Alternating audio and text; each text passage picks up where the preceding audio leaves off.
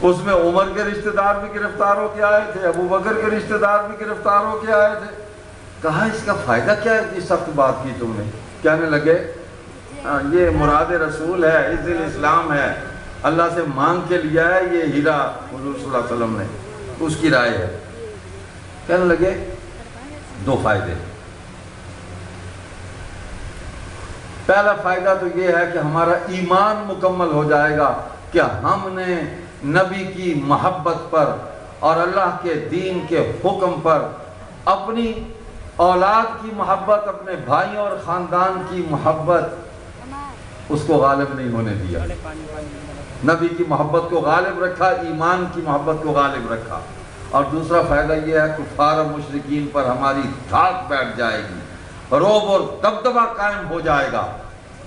کیا کہ انہوں نے تو اپنوں کو نہیں چھوڑا تو ہمیں کیسے چھوڑیں گے؟ آیت آ گئی۔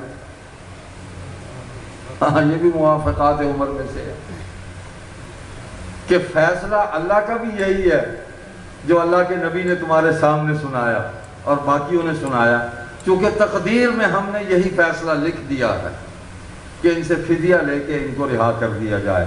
لیکن یہ مت سمجھنا عمر کی بات گرانے والی نہیں ہے، بات بہت اونچی کی ہے اس نے۔ سبحان اللہ، سبحان اللہ۔ ہاں رائے ہے، اونچی رائے ہے، لیکن چونکہ ہم نے فیصلہ کیا، اللہ کہتے ہیں ہم نے فیصلہ کر دیا، اس لیے فیصلہ یہی چلے گا، درگزر کیا جائے، فدیہ لیا جائے، آزاد کیا جائے۔ وہ قیدی جو بدر کے تھے وہ مسلمان ہو گئے۔ یہ وہ ہستیاں ہیں جو انتخاب الہی ہیں۔ نبی علیہ السلام فرماتے ہیں کائنات کی ساری مخلوق کے دلوں کو اللہ نے ٹٹولا تو سب سے زیادہ پاکیزہ جو دل ہے، جو قلوب ہے، وہ انبیاء علیہ الصلوۃ والتسلیمات کے ہیں، اور ان میں سب سے زیادہ پاکیزہ دل اللہ نے میرا بنایا۔ اور پھر ساری مخلوق پر نگاہ ڈالی تو سب سے زیادہ قلوب جو ہیں وہ صحابہ جو میرے ساتھی ہیں ان کے دلوں کو پاکیزہ بنایا۔ امتحان اللہ قلوبہم للتقوی، اللہ نے امتحان لیا ان کے دلوں کا۔ اس سوائے تقوی کے ہے ہی کچھ نہیں تھا اندر، اللہ کی محبت، اللہ کے نبی کی محبت، بس۔ جو اللہ کا دشمن وہ ان کا دشمن، جو نبی کا دشمن وہ ان کا دشمن۔ تو اگر صحابہ میں انبیاء حضور علیہ السلام کے دشمن موجود ہوتے تو صحابہ ان کو معاف کر دیتے، جو تھے انہوں نے معاف نہیں کیا، چن کے انہوں نے مارا۔ جب ان سے جہاد ہوا، لڑائی ایسے نہیں راہ چلتے کسی کو نہیں مار دیا۔ ہاں یہ بھی تاثر غلط ہے کہ اسلام جو ہے وہ تلوار سے پھیلا ہے، جو سامنے آیا اس کو مار دیا۔ لا حول ولا قوت الا باللہ۔ دعوت دی ہے اسلام کی، اسلام کی روشنی ان کے سامنے رکھی ہے، دلیل دی ہے، علم سے، عمل سے، اخلاق سے، محبت سے، رویوں سے، اور ان کو اسلام کے دامن رحمت میں لائے۔ جو مقابلے پہ آیا لڑنے کے لیے پھر لڑے ہیں۔ خیر بات دور چلی جائے گی، واپس آ جاؤں تو دو کام ہوئے۔ ہمیشہ ساتھیوں نے دو کام کیے، پہلے خطوط لکھے، اور جب قابو آ گیا، جب ان کا ہدف ان کے قابو میں آ گیا تو کھانا پینا بند کر دیا، محاصرہ کر کے پانی بند کر دیا۔ حضرت عثمان کے ساتھ بھی یہی کیا، سیدنا حسین کے ساتھ بھی یہی کیا۔ میں سمیٹتا ہوں، اچھے بھلے مدینہ طیبہ میں تشریف فرماتے سیدنا حسین، باپ شہید ہوئے، کوفہ میں انہوں نے قتل کیا، جنازہ تک نہیں پڑھنے دیتے تھے یہی کوفی۔ رات کی تاریکی میں چند آدمیوں نے جنازے میں شرکت کی، اور بڑے فرزند سیدنا حسن مجتبی رضی اللہ تعالیٰ نے جنازہ پڑھایا اور قبر میں اتارا۔ یہ کیفیت ہے مظلومیت کی۔ اور اس عبداللہ بن سبا کو کوفہ کے اندر مالک الاشتر نخعی اس کے ہاتھ لگا، اور جو اس کا بہت بڑا اس کا سیکرٹری تھا، اس کا نمائندہ تھا، اس نے حضرت علی کی فوج پر قبضہ کیا، کمانڈر ان چیف بنا۔ حضرت علی کو دھمکیاں لگائیں اس نے کہ اب ہم آپ کی بیعت کرنے لگے ہیں، اگر آپ ہماری بیعت نہیں لیتے ہم آپ کو بھی ملا دیں گے پچھلوں کی طرح، ان کے ساتھ ملا دیں گے، نہیں چھوڑیں گے۔ اسی نے حضرت حسن کو دھمکی دی، حضرت حسن کے نیچے سے مسلح کھینچ لیا، تم نے معاویہ کی بیعت کیوں کی؟ اور معز المومنین کی بجائے اس نے بکواس کی، تبرہ کیا سب سے پہلے حسن مجتبیٰ پہ، یا مذل المومنین، اے مومنین کو ذلیل کرنے والے، تجھے بھی عثمان کے ساتھ ملا دیں گے۔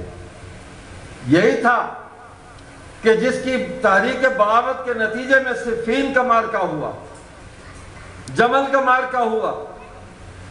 اگر آپ ان لڑائیوں اور جنگوں کو حق و باطل کے مارکے قرار دیں گے تو سنو، پھر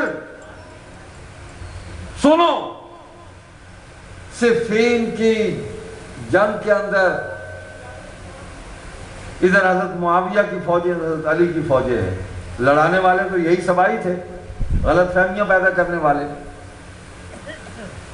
تو حضرت علی کے بڑے بھائی سیدنا عقیل بن ابی طالب، جن کے بیٹے کا نام یزید ہے، ابو یزید ان کی کنیت ہے، یہ وہ یزید نہیں ہے جس کا نام سن کے لوگ پریشان ہو جاتے ہیں، وہ پریشان ہونا فطری امر ہے، ٹھیک ہے، یا اور یزید ہے، یہ حضرت علی کا بھتیجا ہے، یہ حضرت معاویہ کے ساتھ کھڑے ہیں۔ اب فرمائیں، علی کا بھائی معاویہ کے ساتھ ہے، اگر معاویہ باطل ہے تو علی کا بھائی باطل ہے؟ آپ لفظوں کو بڑی آسانی سے بول جاتے ہیں، ایسی جس پہ چاہتے ہیں چسپاں کر دیتے ہیں۔ حق و باطل کا مارکا، وہ بھی حق تو اسلام ہے، باطل کفر ہے۔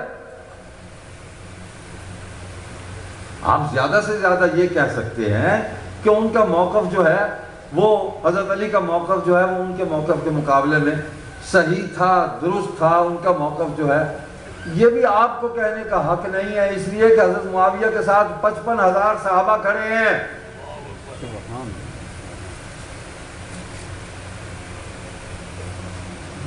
اس دور میں بھی 1.25 لاکھ صحابہ حیات تھے، آدھے ادھر ہیں حضرت علی کے ساتھ، آدھے حضرت معاویہ کے ساتھ کھڑے ہیں، تو 55,000 صحابہ میں عقیل بن ابی طالب جلیل القدر صحابی بھی کھڑا ہے، باطل کہیں گے اس کو؟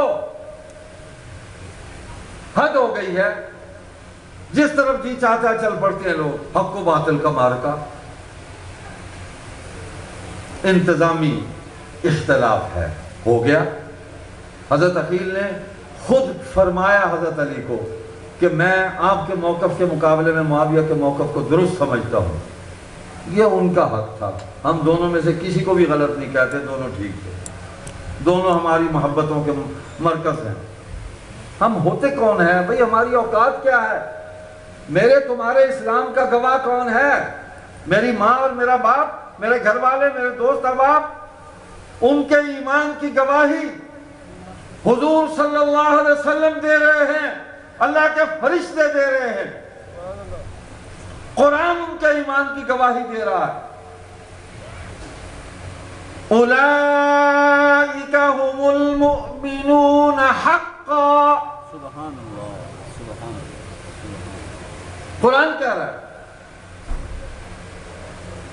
میرے اور تمہارے ایمان کی تو گواہی جو ہے وہ اتنی معتبر نہیں ہے، ان کی گواہی پر تو کوئی حرف ہی نہیں لا سکتا۔ اللہ اکبر۔ نبی کہے جن کو کہ تمہارے گناہ معاف ہو گئے، یہدم ما کان قبل، اسلام قبول کیا، اس سے پہلے جو کچھ کیا تم نے سب منہدم ہو گیا، اللہ نے معاف کر دیا۔ سب سے بڑا گناہ شرک ہے، معاف ہو گیا، ان الشرک لظلم عظیم، معاف ہو گیا، توبہ کی، معاف ہو گیا۔ ہم ابھی تک لیے بیٹھے ہیں نہیں، ابو سفیان نے دل سے اسلام قبول نہیں کیا تھا، اوپر سے ساتھ چل رہا تھا۔ اچھا تجھے کس نے بتایا؟ وحی آئی ہے؟ وحی نہیں، شیطان نے اس کو بتایا۔ ان الشیاطین لیوحون الی اولیائہم، قرآن کہتا ہے کہ شیاطین جو ہے وہ اپنے دوستوں کو وحی کرتے ہیں۔ اللہ کی طرف سے تو وحی کا سلسلہ بند ہو گیا حضور صلی اللہ علیہ وسلم کے وجود مقام، آگے وحی نہیں ہے، آگے اسی نبوت کا نور چلے گا، آگے امامت نہیں ہے، لا نبی بعدہ ولا رسول بعدہ ولا امام بعدہ ولا معصوم بعدہ بلا امت بعد امتی، کوئی امام معصوم اور مفترض الطاعہ نہیں ہے نبی کے بعد۔ سن لیا تم نے سوشل میڈیا پہ کہ ہم سیدنا علی کو اس طرح مانتے ہیں علیہ السلام کو جس طرح موسیٰ اور ہارون علیہ السلام کو مانتے ہیں۔ جناب مقام نبوت، اور پھر اس سے آگے چلتے ہیں، اس سے آگے چلتے ہیں الامامۃ اولیٰ من النبوہ، کہ امامت نبوت سے اولیٰ اور اعلیٰ ہے، اس لیے کہ نبوت ختم ہو گئی، امامت جاری ہے۔ تو بھائی دین وہی ہے جو وحی کے ذریعے، حضور صلی اللہ علیہ وسلم کے ذریعے، صحابہ کے ذریعے، امہات المومنین کے ذریعے، بنات طاہرات کے ذریعے، حضور کے گھرانے کے ذریعے، نواسوں کے ذریعے، نواسی کے ذریعے، حضور کے چچا سید الشہداء حمزہ کے ذریعے، حضور کے چچا حضرت عباس کے ذریعے، حضور کے 1.5 لاکھ صحابہ کے ذریعے جو دین ہم تک پہنچا ہے۔ 1442 سال ہو گئے، ویسے کا ویسا تر و تازہ ہے، اس میں کہیں کو فرق نہیں آیا۔ جس نے فرق کیا وہ فرقہ بن گیا، نکل گیا باہر۔ اسلام میں فرقہ واریت کی کوئی گنجائش نہیں ہے، قطعاً نہیں ہے۔ فرقہ اپوزیشن ہے اسلام کی۔ رائے ہو سکتی ہے معروضی مسائل پر، انتظامی مسائل پر رائے ہو سکتی ہے، عقیدہ تو وہی ہے جو اللہ نے عطا فرما دیا، جو قرآن میں آ گیا، جو حدیث میں آ گیا، جو سنت میں آ گیا، جو صحابہ کے اجماعی عمل کے اندر آ گیا، عقیدہ تو وہی ہے۔ رائے ہے، فقہاء نے بھی رائے دی، قرآن حدیث اور سنت کی روشنی میں رائے دی ہے، اس سے باہر نہیں نکلے، اس سے استنباط کر کے مسئلے کا حل نکالا ہے۔ آج کا مفتی بھی فتویٰ دیتا ہے تو صحابہ کے فتوے کو سامنے رکھتا ہے کہ انہوں نے کس سورس سے اس فتوے کو انہوں نے جاری کیا تھا، وہ قرآن حدیث سنت، اس دلیل کو دے کے ہمارے جتنے بھی ائمہ فقہاء ہیں، ائمہ محدثین ہیں، انہی بنیادوں پر چلے ہیں۔ یہود و نصارہ کی اول و آخر کوشش یہ رہی، آج ہے، آئندہ رہے گی کہ امت کو ان بنیادوں سے ہٹا دیا جائے۔ جب آپ اپنی بیس سے ہی ہٹ جائیں گے، پھر جدھر سے ڈی ٹریک کر دیا، آپ کو کبھی اس لائن پہ چڑھ رہے ہیں، کبھی اس لائن پہ چڑھ رہے ہیں۔ وہ کئیوں کی حالت تو پھر یہ ہو جاتی ہے کہ گھنگرو کی طرح بجتا ہی رہا ہوں، کبھی اس پگ میں کبھی اس پگ میں، ہے نا وہ گانا، وہ گھنگرو کی طرح ہی بج رہے ہیں، کبھی اس بدکارہ کے پاؤں میں کبھی اس بدکار کے پاؤں میں، کبھی اس محفل میں کبھی اس محفل میں، کبھی اس مجلس میں کبھی اس مجلس میں، کبھی بازار میں کبھی گھر میں، بج رہے ہیں گھنگرو کی طرح۔ ان بنیادوں کو جو چھوڑے گا ایسے ہی بجتا ہی رہے گا۔ ہم بنیاد کو چھوڑنے والے نہیں ہیں۔ بنا لا الہ تو ہوتا ہے خود رسول، وہی بنیاد لا الہ ہے، انہوں نے ہی توحید دی، انہوں نے ہی ختم نبوت کا عقیدہ دیا، انہوں نے قرآن دیا۔ قیامت تک آنے والی مخلوق کے لیے، بنی نوع انسان کے لیے ایک مکمل نظام اور نصاب عطا فرمایا، نصاب تعلیم، نصاب تربیت، نصاب تزکیہ، معاشی نصاب، اقتصادی نصاب،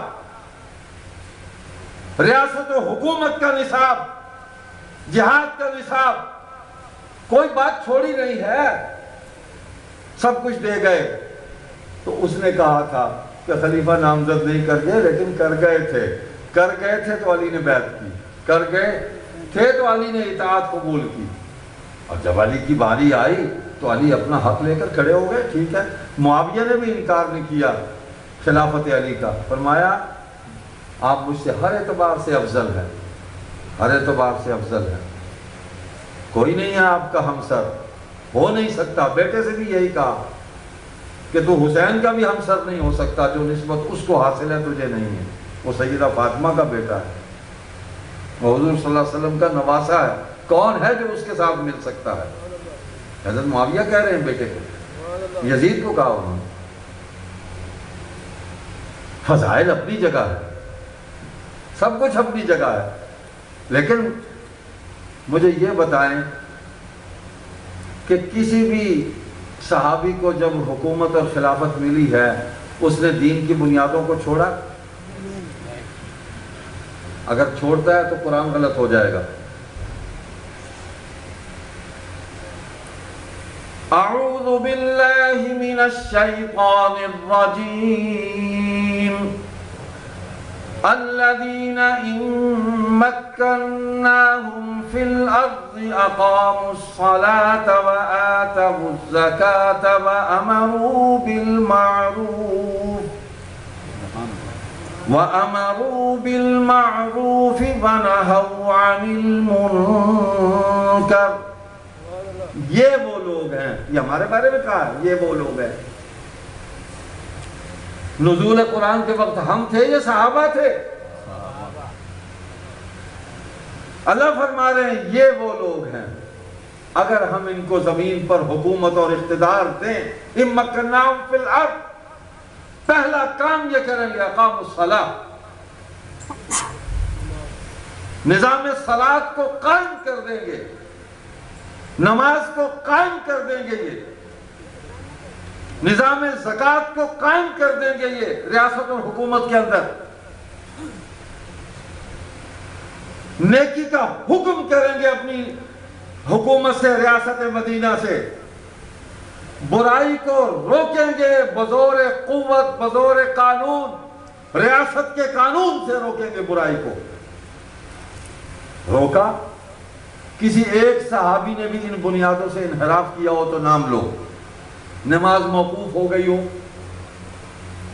زکوٰۃ موقوف ہو گئی ہو، امر بالمعروف اور نہی عن المنکر اس کو چھوڑ دیا انہوں نے، نیکی کے حکم کو اور برائی کو روکنے کو چھوڑ دیا انہوں نے۔